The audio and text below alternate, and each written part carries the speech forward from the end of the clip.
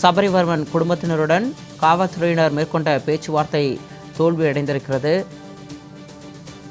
உடலை வாங்கிக் கொள்ள சபரிவர்மன் குடும்பத்தினருடன் காவல்துறையினர் நடத்திய பேச்சுவார்த்தை தோல்வியடைந்திருக்கிறது. அண்மை செய்தியாக பார்த்து கொண்டிருக்கிறோம்.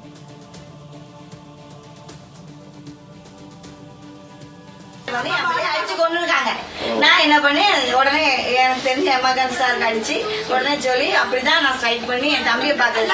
3 ட்ரிப் நான் பார்த்ததுக்கு முயற்சி பண்ணப்போ சாடி தொலைஞ்சிட்டு பார்க்க முடியாது.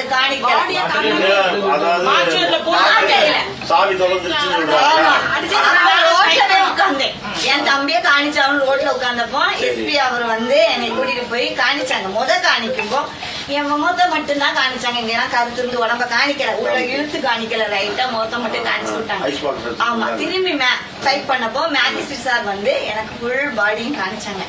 எங்கெல்லாம் அடி விழுந்துட்டு நான் அவ்வளவும் பார்த்தேன். அவன் வரும்போது வரைக்கும் அவனோட பிறப்பு உறுப்பு வரைக்கும் அடிபட்டு இருக்கு. இது போஸ்ட்மார்ட்டம் நேரத்தில் நடக்கும்போது என்ன கூட்டு போயிருந்தாங்க. 19 இடத்துல என் பிள்ளை காயம். முதல்ல தலையில நல்லா அடிச்சிருக்காங்க, பெடதியில அடிச்சிருக்காங்க. இது அவனுக்கு என் கை ஊனம், அவன் கை அவனுக்கு காயும் ஊனம், என் கை மாதிரி அவன் கை ஊனம். இந்த வலது கை ஊன கையில இங்க உடைவு, இங்க உடைவு, இங்க உடைவு. ஒரு பாக்கெட் கணேசுக்கு இந்த கணேஷ்காண்டி தான் அரெஸ்ட் பண்ணாங்க. ஒரு பாக்கெட் கணேஷ்காண்டி தான் அரெஸ்ட் பண்ணி அவங்கள ஜாமீன் கையெழுத்தெல்லாம் போட்டு வெளியே போனதுட்டேன். அதுக்கப்புறம் தானே சார் இடையில எதுவும் உங்கள்ட்ட எதுவும் பேமெண்ட் எதுவும் பேசினாங்களா? இந்த பிரச்சனை இதுக்கு முன்னாடி நடந்ததா? முன்னாடி பேமெண்ட் பேசிருக்காங்க. அப்ப இப்ப விக்கிறது இல்லையா, என் தம்பி நான் தரமாட்டான், விக்கிறது இல்லையா, எனக்கு இதுக்கு சம்பந்தம் இல்லை. நான் என் டிவிக்கு ஆட்சியில ரொம்ப கெடுபடி வேண்டாம்னு சொல்லி நாங்க வேண்டாம்னு சொல்லிட்டோம். நீ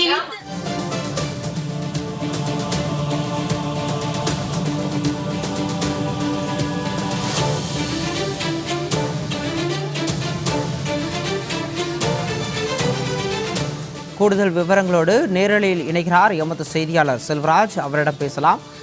வணக்கம் செல்வராஜ். நாகர்கோவில் கிளைச்சிறையில் விசாரணை கைதி சபரிவர்மன் உயிரிழந்த சம்பவம் தமிழகத்தில் பெரும் பரபரப்பை ஏற்படுத்தியிருக்கக்கூடிய இந்த வேளையில் இதுவரை உயிரிழந்த நபரின் உறவினர்கள் அவரது உடலை வாங்க மறுத்து போராட்டத்தில் ஈடுபட்டு வருகிறார்கள். அதனைத் தொடர்ந்து காவல்துறையினர் நடத்திய பேச்சுவார்த்தையும் தோல்வி அடைந்திருக்கிறது.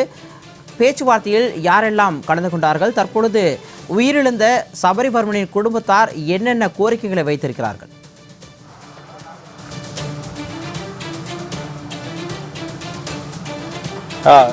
நிச்சயமாக சிகாமணி, கன்னியாகுமரி மாவட்டம் நீர்த்தன்காடு பகுதியைச் சேர்ந்தவர் சபரிவர்மன்.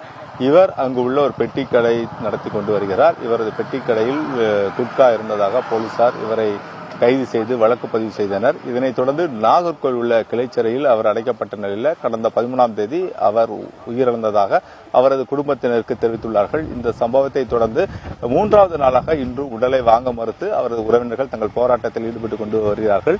இந்த சம்பவம் தொடர்பாக கன்னியாகுமரி துணை காவல்துறை கண்காணிப்பாளர் பிரகாஷ் மற்றும் தாமரைக்குளம் ஆய்வாளர் செல்வி ஆகியோர் நேரடியாக அவரது உறவினரிடம் பேச்சுவார்த்தை நடத்தினர். அந்த பேச்சுவார்த்தையில் அவர்கள் தெரிவித்த போது தங்களுடைய குடும்பத்திற்கு குறிப்பாக இந்த அவர் படுகொலை என அவர் சிறைச்சாலையில் வைத்து கைகள் கட்டப்பட்டு மிக கடுமையாக தாக்கப்பட்டதில் 19 இடங்களில் அது காயம் இருப்பதாகவும் இந்த காயங்கள் தொடர்பாக இதனை ஏற்படுத்திய நபர் யார் என்பது தொடர்பாக தற்போது வெளிப்படையாக இந்த அரசு என்பது தெரிவிக்கப்பட வேண்டும். இந்த சம்பவத்தில் ஈடுபட்ட குற்றவாளிகள் யாராக இருந்தாலும் அவர்களை கைது செய்து உடனடியாக தண்டனை என்பது வழங்கப்பட வேண்டும் என்பதால் அவர்கள் முதல் கோரிக்கையாக இருந்துள்ளது. 2வது கோரிக்கையாக அவருடைய ஏற்கனவே படுகொலை செய்யப்பட்ட சபரிவர்மனின் குடும்பத்தினர் அவர் தாய் தந்தையர் மிகவும் வயதான காலத்தில் இருப்பதன் காரணமாக அவர்களால் இனி வரும் காலங்களில் இந்த குடும்பத்தை நடத்த முடியாத சூழ்நிலையாக இருந்து வருகிறது. ஆகவே அரசு நிவாரணத் தொகையாக அதிகமாக நிவாரணத் தொகையை வழங்கப்பட வேண்டும் என்பதுதான் 2வதாக அவரது கோரிக்கையாக வைக்கப்பட்டுள்ளார்கள். மேலும் அவருடைய மனைவி என்பது பட்டதாரி பெண்ணாக இருப்பதன் காரணமாக அவர் படித்ததற்கு ஏற்ப நிரந்தரமான அரசு வேலை வழங்கப்பட வேண்டும் என்பதால் அவர் கோரிக்கையாக இருந்து வருகிறது. குறிப்பாக அவரது குடும்பத்தினர் மற்றும் உறவினர்கள் அனைவருமே சபரிவர்மனின் உயிரிழந்த சம்பவத்திற்கு கிட்டத்தட்ட 3 கோடி ரூபாய் நிவாரணமாக வழங்கப்பட வேண்டும் என்பதுதான் அவரோட கோரிக்கையாக உள்ளது. ஏன்னா 3 கோடி ரூபாய் நிவாரணம் வழங்கினால் மட்டும்தான் அவர்கள் குடும்பத்தை அடுத்த கட்டத்திற்காக கொண்டு செல்லக்கூடிய சூழ்நிலையாக இருக்கும் எனவும் தெரிவித்திருக்கிறார்கள். தொடர்ந்து அந்த பகுதியில் கருப்பு கொடிகளும் ஏற்றப்பட்டுள்ளது. என்னதான் காவல்துறை ஒரு சிறைச்சாலையிலேயே நேரடியாக ஒருவர் பாதுகாப்பு பாதுகாப்பு இல்லாத சூழ்நிலை இருக்கக்கூடிய இந்த காரணத்தினால அந்த கிராமம் முழுவதுமே தற்போது கருப்பு கொடியும் ஏற்றப்பட்டு கண்ணீர் அஞ்சலிக்கான வால் போஸ்டர்கள் மற்றும் போஸ்டர்கள் பிளெக்ஸ் போர்டுகளும் ஆங்காங்கே அமைக்கப்பட்டுள்ளது சபரிவர்மனுக்காக. தொடர்ந்து அந்த பகுதி முழுவதுமே ஒரு பதட்டமான சூழ்நிலையாக நிலவி கொண்டிருக்கிறது. தொடர்ந்து அங்குள்ள டிஎஸ்பி நேரடியாக அவர்களின் பேச்சுவார்த்தை நடத்திய பிறகும் பேச்சுவார்த்தையில் அவர் உறவினர்கள் உடன்பாடு எட்டப்படவில்லை. ஏனென்றால் உடனடியாக நாங்கள் இந்த 3 கோரிக்கையை நிறைவேற்றினால் மட்டும்தான் நாங்கள் உடலை வாங்குவோம், இல்லை என்றால் இந்த உடலை வாங்க மாட்டோம் என தெரிவித்து தற்போது வரை போராட்டம் என்பது நடைபெற்றுக் கொண்டு வருகிறது.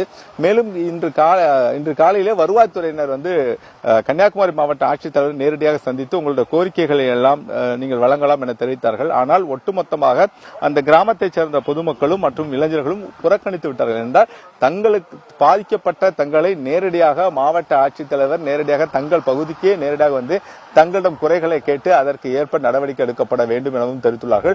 மேலும் மாவட்ட ஆட்சித்தலைவர் மீது நம்பிக்கை இல்லை எனவும் தெரிவித்துள்ளார்கள். என்றால் தமிழக முதலமைச்சரை மட்டும்தான் நாங்கள் நம்புகிறோம், அதுவும் அவர்கள் எழுத்துப்பூர்வமான அந்த அறிவிப்பு என்பது தமிழக முதலமைச்சர் அறிவிக்கப்பட வேண்டும், நிரந்தரமான வேலை என்பது வழங்கப்பட வேண்டும், நிவாரண உதவி என்பது வழங்கப்பட வேண்டும், சம்பந்தப்பட்டோர் மீது மிக கடுமையான நடவடிக்கை எடுக்கப்பட வேண்டும் ஆகிய 3 கோரிக்கைகளை வலியுறுத்தி தான் தற்போது வரை இந்த போராட்டம் என்பது நடைபெற்றுக் கொண்டு வருகிறது.